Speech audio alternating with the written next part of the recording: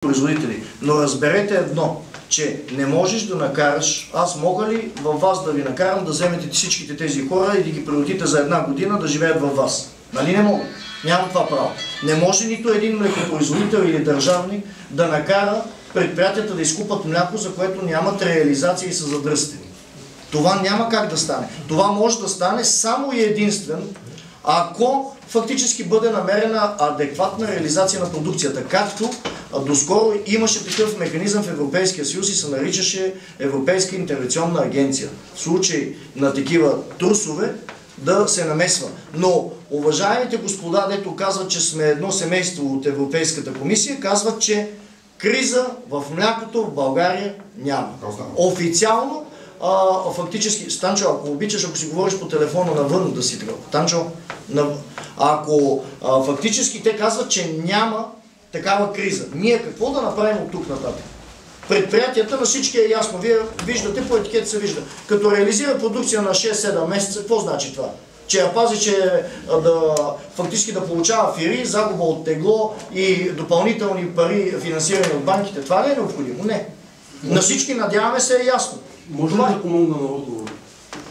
Да. Който беше даден от госпожата. Да. В Димитъра, аз съм Марин Данчо Маринов, бяхме там, аз съм един от организаторите, който съм избран с Петър Митев.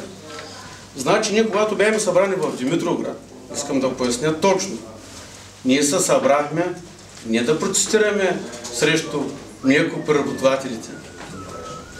Значи, да няма грешка, повтарям, не бяхме събрани да протестираме против хората, които обработват нашето мляко.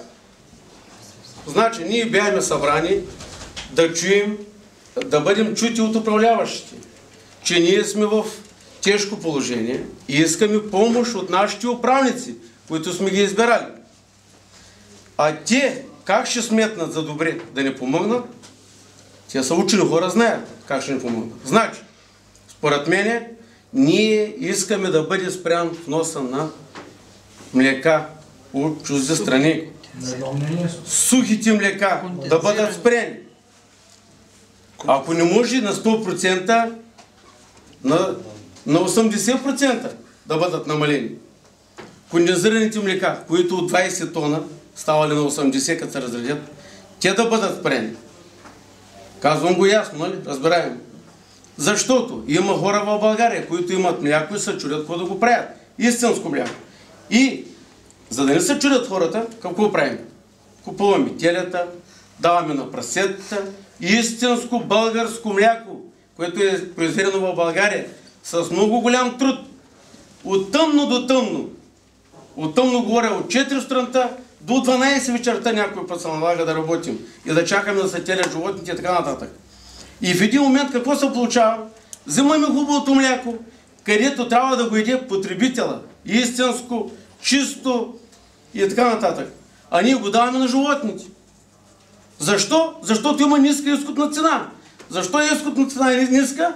Защото хората, които трябва да разберат, че народа по този начин е ощетен, като се вкарват млеката, ние храним... Кой определя изкупна цена? Ние храним... Пазара, нали? Пазара го определя, защото влиза в България друго мляко, което не става за храна на хората. В България има втора категория, трета категория. Аз питам, къде отива млеката от втора и от трета категория? Като те са по 25 стотинки се изкупват. Защо в магазина? Защо в магазина няма трансирането от 2 лева и 4 лева? Чакай, сега малко да вътворим някакъв ред, нали, както имаше в Димитровград. Има водещ и така, да се слушаме. Дадахме един пример на министър-председателя, колко мляко е произведено по агростатистиката за 2014 година. Това е 1 милион 148 хиляди тона. Мляко е произведено в България. Крави мляко. За една година. За една година. В преработвателните предприятия е влязло 486 хиляди тона. Това означава ли, че останалите над 600 хиляди тона са отишли за консумация, за хранене на телета или каквото и да е. 60% от млекото. Значи това се нарича сив сектор. И затова влязахме в спор с министъра на финансите по отношение на диференцираната ставка за ДДС. Диференцираната ставка по една директива европейска 2006-112 от 2006 година дава възможност на всяка една държава да приложи тази диференцирана ставка, като тя е многофазна.